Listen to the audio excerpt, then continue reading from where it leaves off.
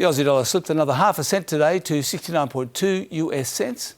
Now, it didn't fall immediately the May CPI came out, but it did fall and then rose almost all the way back again to where it was. So a bit indecisive, in fact. It's now down almost 5% from where it was in the middle of May, which is partly due to the cut in the odds of another Reserve Bank rate hike this year, from dead certainty to 50%. But it's also due to the surging US dollar as markets rethink what the new chairman of the Federal Reserve, Kevin Warsh, is likely to do. Now, it had been assumed he would do whatever Donald Trump wants, which is to cut rates.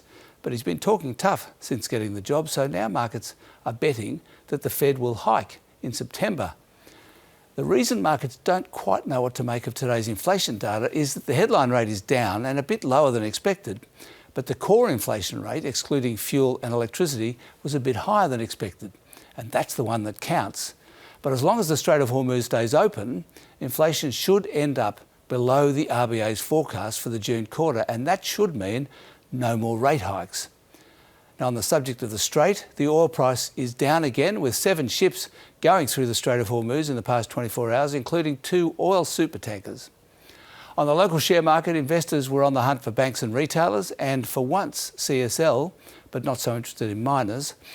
WiseTech attracted some bargain hunters after 4 brutal days in which it fell 25%, and so did the Korean share market after falling 10% yesterday, which led to a 2% fall on the Nasdaq in the US, with semiconductor stocks in both New York and Korea getting sold off in what was quickly dubbed a chip wreck. And check out this 5-year chart of the Korean index. Up to yesterday's fall, it almost quadrupled in 12 months. And if that's not a bubble, I don't know what is. And that's finance.